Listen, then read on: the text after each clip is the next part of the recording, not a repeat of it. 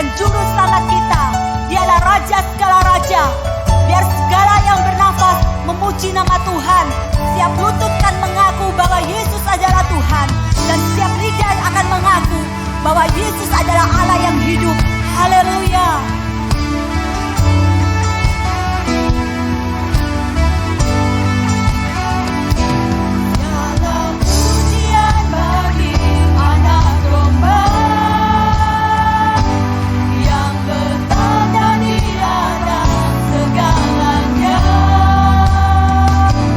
Biarlah kemuliaan Allah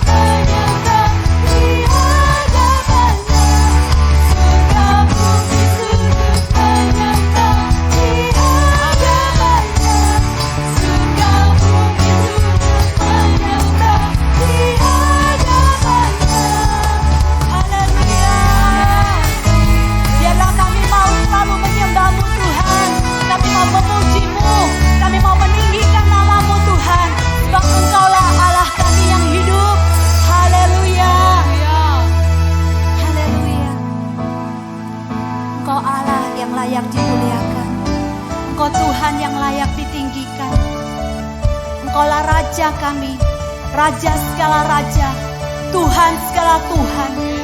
Hanya bagimu Tuhan segala kemuliaan, hormat, kejayaan dan pengagungan. Haleluya, Yesus Tuhan. Haleluya. Dimuliakan,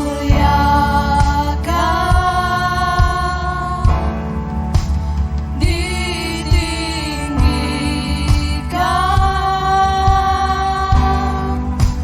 Yesus Tuhan, Kau Rajaku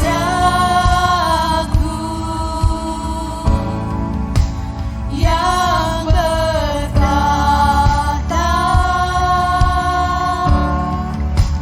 yang berkuasa, Yesus Tuhan, Kau Rajaku. Engkau layak dimuliakan Tuhan. Dimuliakan, layak Kau ditinggikan, ditinggikan, Yesus Tuhan, Kau Rajaku, Kau Rajaku. Yang bertahta, yang berkuasa, Yesus Tuhan, Kau Rajaku. Haleluya.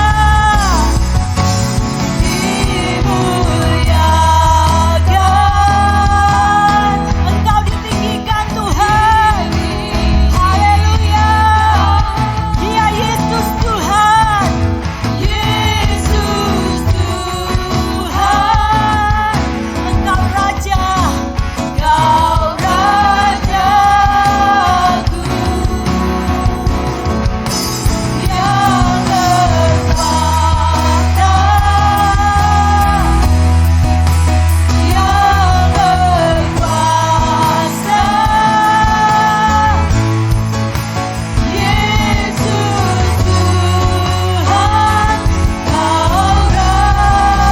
Yesus Tuhan,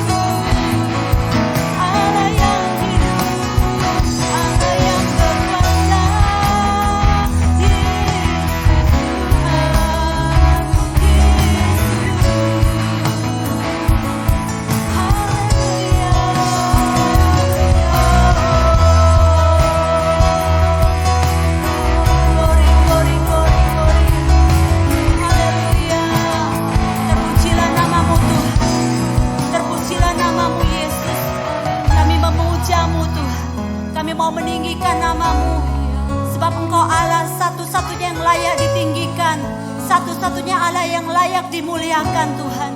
Pagi hari ini Tuhan, kami mau meninggikan nama-Mu, nama yang berkuasa, nama di atas segala nama, Yesus Kristus Tuhan. Haleluya. Kami mengucap syukur Tuhan buat ibadah pagi hari ini Tuhan. Kami percaya Engkau ada di tengah-tengah kami Tuhan. Engkau melawat setiap kami umat-Mu Tuhan. Lewat pujian dan penyembahan yang kami naikkan kepadamu Tuhan. Terima kasih Tuhan. Kalau sebentar kami akan mendengarkan firman-Mu Tuhan. Biarlah kiranya Tuhan kami mau membuka hati kami Tuhan. Kami mau mempersilakan Allah Roh Kudus untuk mengajar kami melalui firman-Mu yang disampaikan oleh hamba-Mu Tuhan. Kami mau Tuhan Engkau memberikan hikmat buat setiap kami. Untuk kami menjadi pelaku-pelaku dari firman-Mu Tuhan. Biarlah firman-Mu itu Tuhan memberkati setiap kami dan mengubahkan setiap kami Tuhan. Terima kasih Tuhan. Kami mau sambut firman-Mu hanya di dalam nama Tuhan Yesus Kristus. Haleluya. Amin.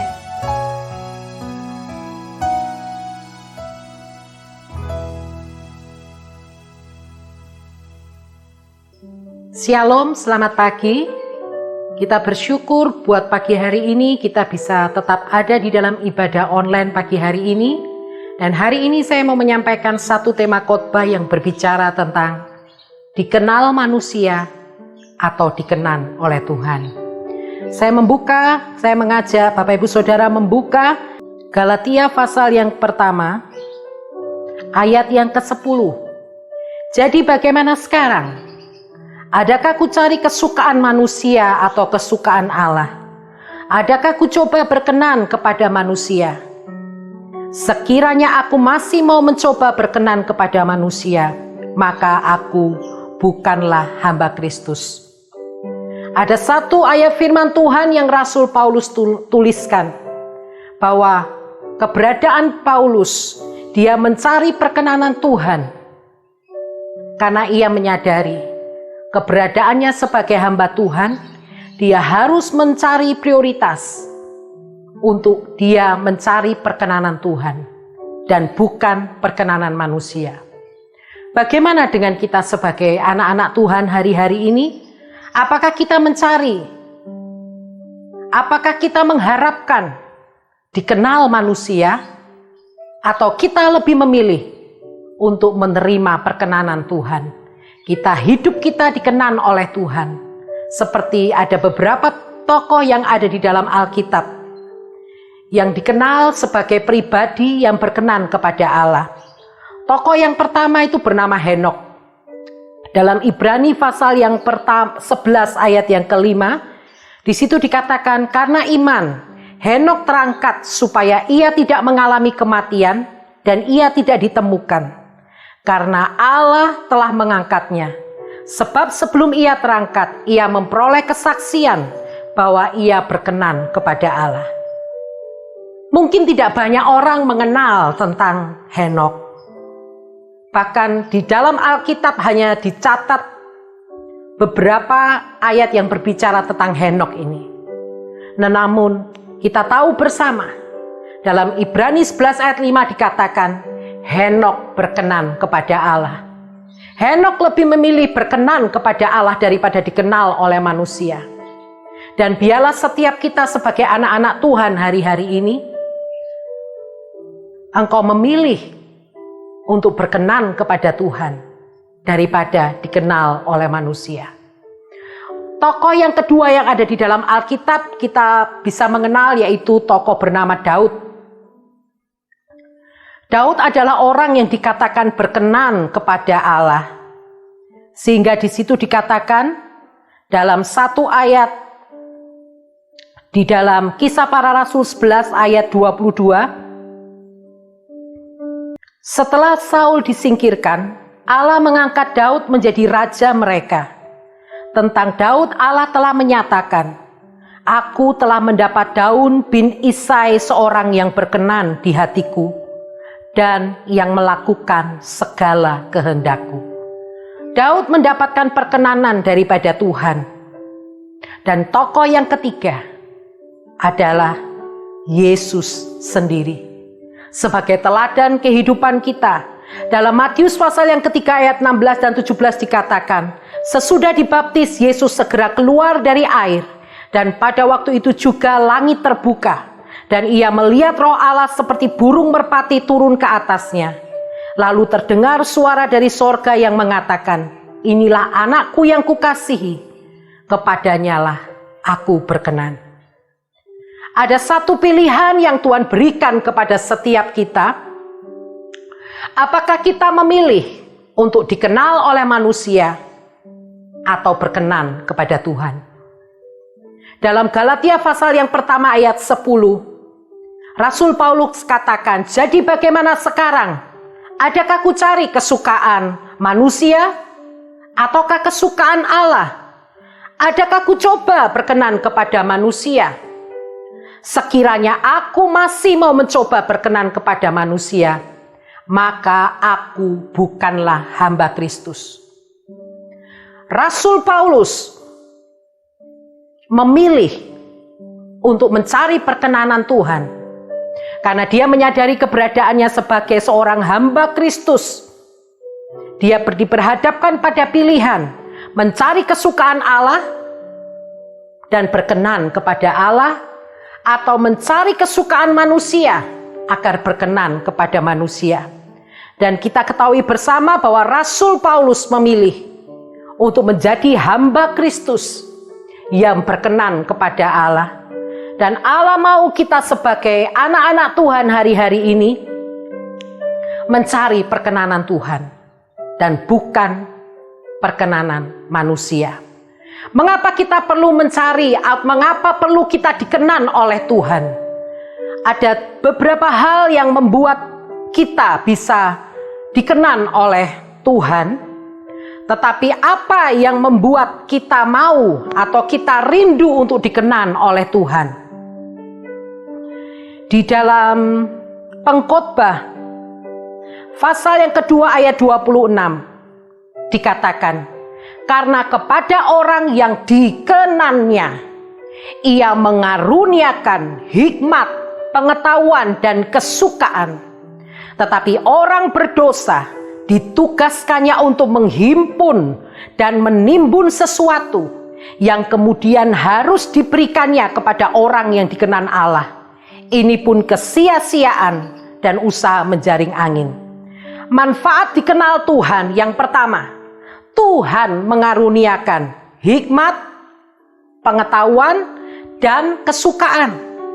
Dan yang kedua, Tuhan akan memberikan berkat yang dihimpun oleh orang berdosa untuk diberikan kepada orang yang dikenan oleh Tuhan.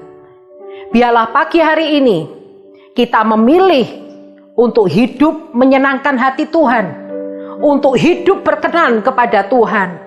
Karena kita percaya pada waktu kita hidup kita berkenan kepada Tuhan, maka hikmat, pengetahuan dan kesukaan, bahkan berkat-berkat Allah yang melimpah akan dicurahkan kepada setiap kita.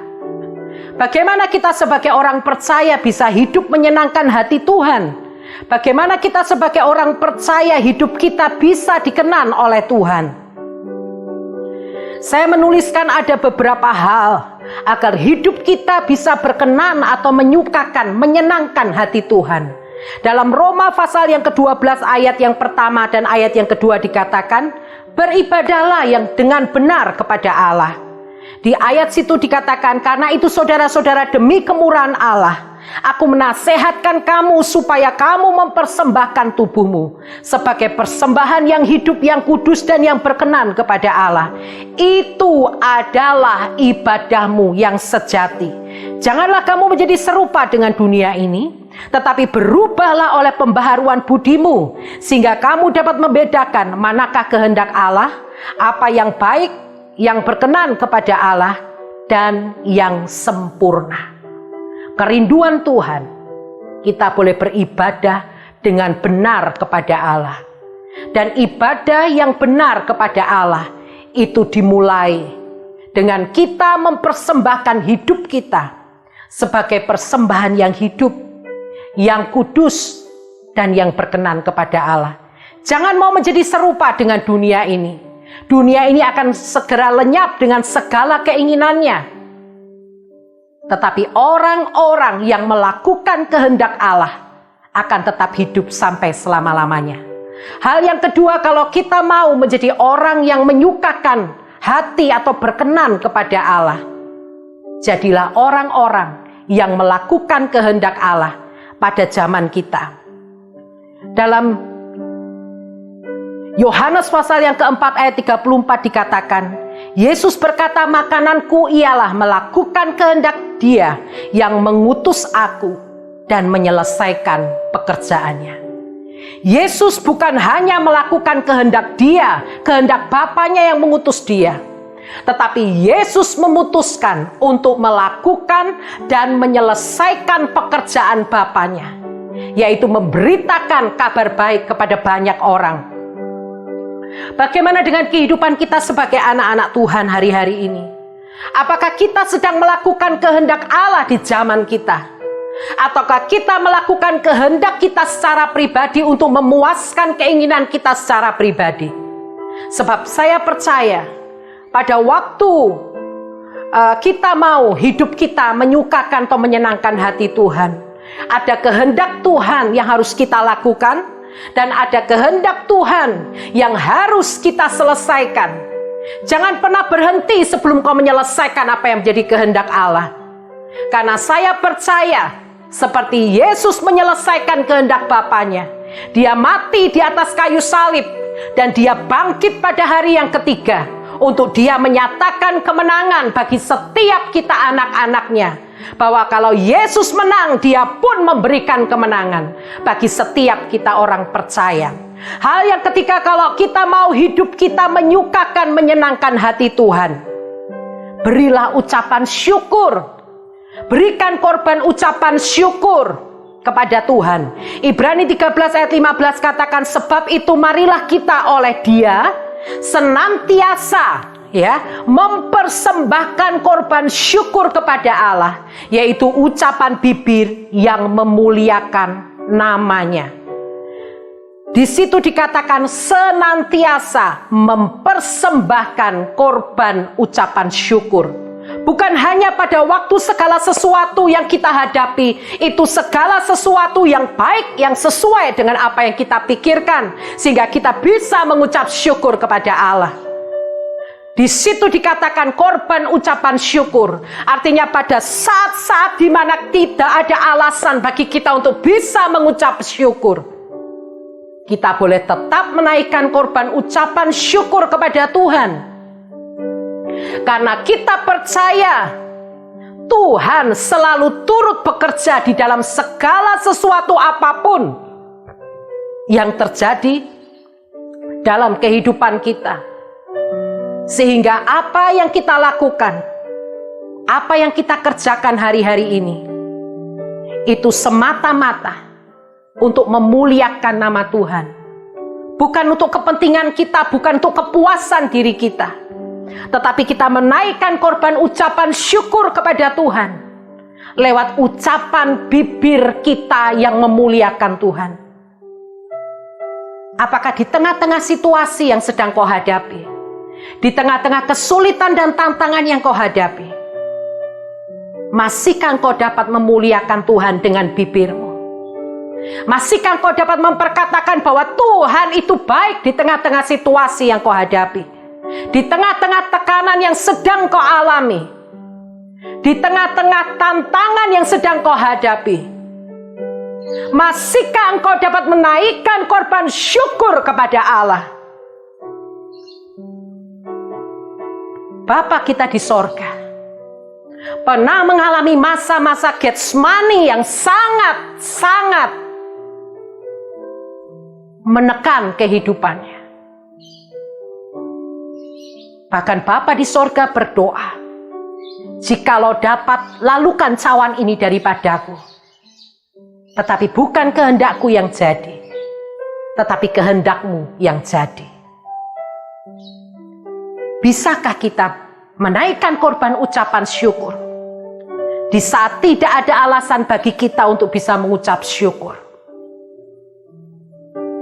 Biarlah kita terus menaikkan korban ucapan syukur kepada Tuhan, karena kita percaya rancangan Tuhan adalah yang terbaik bagi kita. Mari kita menaikkan ucapan syukur lewat ungkapan terima kasih kita kepada Tuhan. Untuk apa yang Tuhan sudah kerjakan dalam kehidupan kita. Bahkan di saat-saat tidak mungkin bagi kita. Pada saat tantangan itu begitu berat kita hadapi. Dalam Matius 10 ayat 38, Yesus mengatakan, barang siapa tidak memikul salibnya dan mengikut aku, ia tidak layak bagiku. Hal yang keempat, memikul salib, menderita karena Kristus. Engkau harus menderita karena Kristus. Tetapi itu tidak menyurutkan hatimu untuk tetap memuliakan, untuk tetap bersyukur kepada Allah. Sebab 1 Petrus 2 ayat 19-23 katakan, sebab adalah kasih karunia jika seseorang karena sadar akan kehendak Allah, ia menanggung penderitaan yang tidak harus ia tanggung. Sebab dapatkah disebut pujian jika kamu menderita pukulan karena kamu berbuat dosa? Tetapi jika kamu berbuat baik dan karena itu kamu harus menderita, maka itu adalah kasih karunia pada Allah. Sebab untuk itulah kamu dipanggil, karena Kristus pun telah menderita untuk kamu dan telah meninggalkan teladan bagimu supaya kamu mengikuti jejaknya. Ia tidak berbuat dosa. Ya, dikatakan ia tidak berbuat dosa. Dan tipu tidak ada di dalam mulutnya. Ketika ia dicaci maki, ia tidak membalas dengan mencaci maki. Ketika ia menderita, ia tidak mengancam, tetapi ia menyerahkannya kepada Dia, yaitu Bapanya yang di sorga, yang menghakimi dengan adil. Di tengah-tengah penderitaan yang kau hadapi, masihkah kau percaya bahwa keadilan ada di tangan Tuhan? Penghakiman ada di tangan Tuhan. Karena itu Bapak Ibu Saudara, kalau hari-hari ini kau harus memikul salib yang seharusnya tidak harus engkau tanggung, belajarlah dari Yesus. Yesus pun menerima, Yesus pun mengalami, dan Yesus memberikan teladan kepada kita. Pikulah salib. Pada waktu engkau harus menderita karena Kristus, tetaplah bersyukur. Tetaplah percaya. Karena di balik salib selalu ada kemuliaan yang Tuhan sediakan bagi Bapak Ibu Saudara. Hal selanjutnya, kalau engkau mau kehidupanmu menyukakan dan menyenangkan hati Tuhan, duduklah dekat kaki Yesus. Maria memilih bagian yang terbaik, yang tidak dapat diambil daripadanya. Duduk di bawah kaki Yesus dan mendengarkan suaranya. Situasi apapun yang terjadi di sekitarmu, ambil keputusan. Duduk dekat kaki Yesus dan dengarkan apa yang Dia sampaikan dalam hidupmu. Jadilah seperti Maria. Dia memilih bagian yang terbaik. Duduk di bawah kaki Yesus dan mendengarkan apa yang Yesus sampaikan. Lukas 10 ayat 38, 39 dan 42 katakan, Maria duduk dekat kaki Tuhan dan terus mendengarkan perkataannya.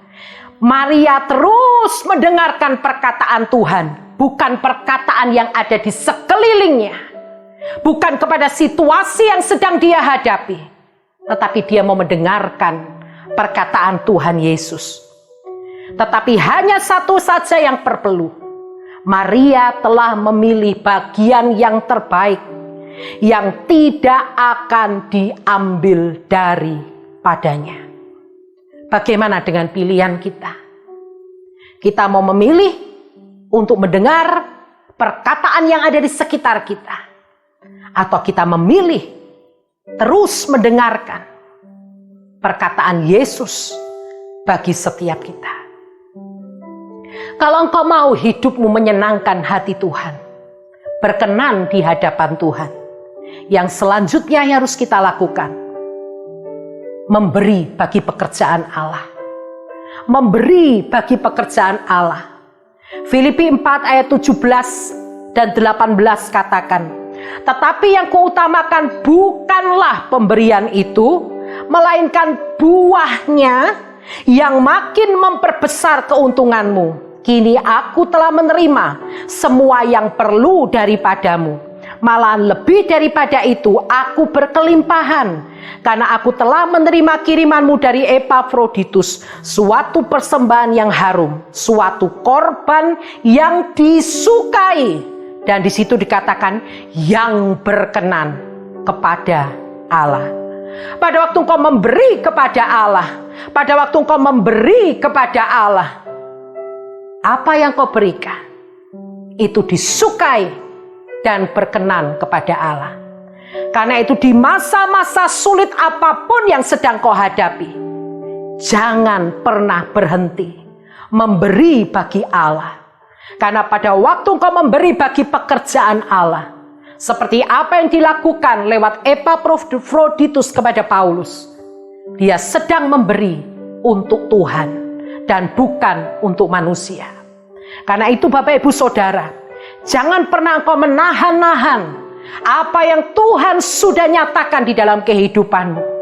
Jadilah orang-orang yang memberi bagi pekerjaan Allah. Karena pada waktu engkau memberi bagi pekerjaan Allah, di situ dikatakan engkau berkenan dan engkau menyukakan hati Allah. Berikutnya, pada saat engkau memberi bagi pekerjaan Allah, itu bukan hanya memperbesar keuntunganmu, tetapi engkau sedang belajar untuk memberikan korban yang disukai dan berkenan kepada Allah. Dan yang tidak boleh kita tinggalkan, hiduplah oleh Roh. Roma 8 ayat yang ke-8 katakan, mereka yang hidup dalam daging tidak mungkin berkenan kepada Allah. Karena kalau engkau mau minta perkenanan daripada Allah, hiduplah oleh Roh. Jangan ikuti keinginanmu. Jangan ikuti apa yang ada di dalam kata hatimu.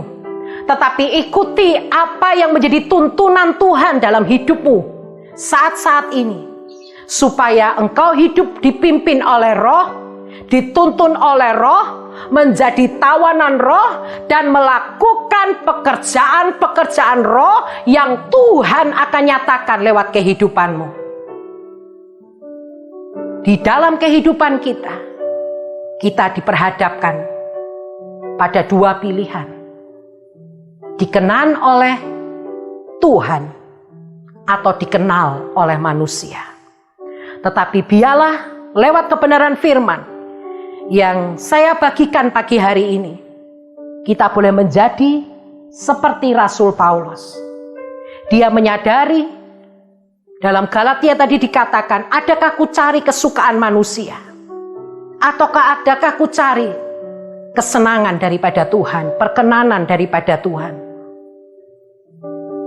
Kalau kita tahu bersama, pada akhirnya kita tahu bahwa Rasul Paulus memilih untuk menjadi pribadi yang dikenan oleh Tuhan. Bagaimana dengan Bapak Ibu Saudara? Apa yang kau cari saat ini? Dikenan manusia atau berkenan kepada Tuhan? Dikenal oleh manusia atau dikenan oleh Tuhan? Biarlah lewat kebenaran firman pagi hari ini, saya menantang Bapak Ibu Saudara. Jadilah rasul-rasul Paulus yang hidup di zaman saat ini, yang lebih memilih untuk dikenan oleh Tuhan daripada dikenan oleh manusia. Bapa sudah memberikan teladan dalam kehidupan kita lewat anaknya Yesus, di mana hidup Yesus berkenan kepada Bapanya. Dan ini yang Tuhan mau. Sebagai orang yang percaya, sebagai anak-anak Tuhan hari-hari ini, biarlah engkau menjadikan hidupmu dikenan oleh Tuhan. Sekalipun engkau tidak dikenal oleh manusia. Sama seperti Henok. Tidak banyak orang yang mengenal tentang Henok. Tetapi kehidupan Henok berkenan kepada manusia. Engkau mungkin harus menghadapi banyak hal, banyak tantangan, banyak kesulitan untuk engkau bisa mendapatkan perkenanan daripada Tuhan. Bahkan kau mungkin harus melewati salib, penderitaan. Tetapi percayalah, pada waktu hidupmu dikenan oleh Tuhan, maka engkau akan beroleh kesukaan. Engkau akan beroleh hikmat, pengetahuan, dan kesukaan. Dan berkat-berkat yang dihimpun oleh orang berdosa dan dicurahkan dalam kehidupan Bapak Ibu Saudara. Pilihlah yang benar, maka engkau akan melihat bagaimana kuasa firman bekerja dan mengubah kehidupan Bapak Ibu Saudara. Tuhan Yesus memberkati.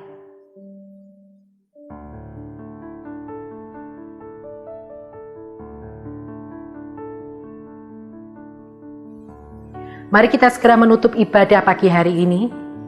Bapa yang ada di dalam sorga, kami mengucap syukur pagi hari ini.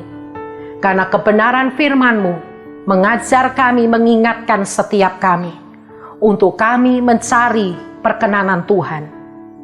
Untuk kami menjadi orang-orang yang dikenan Tuhan.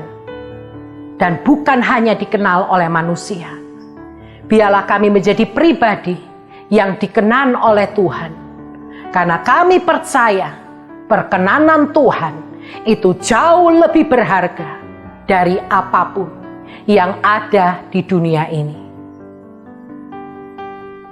Mari Bapak Ibu Saudara, angkat kedua tanganmu dan terimalah saat ini segala berkat yang terbaik yang ada di dalam sorga, yang Tuhan sediakan bagimu.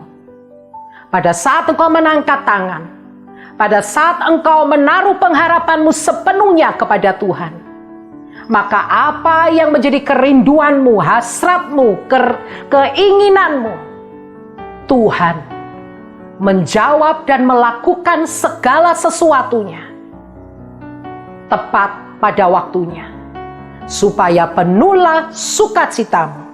Di dalam nama Tuhan Yesus berdoa, mengucap syukur. Haleluya. Amin.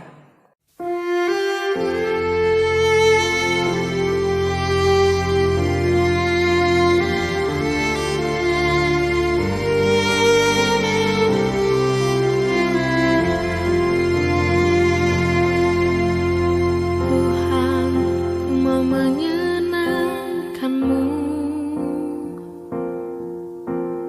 Tuhan, bentuklah hati ini jadi bejana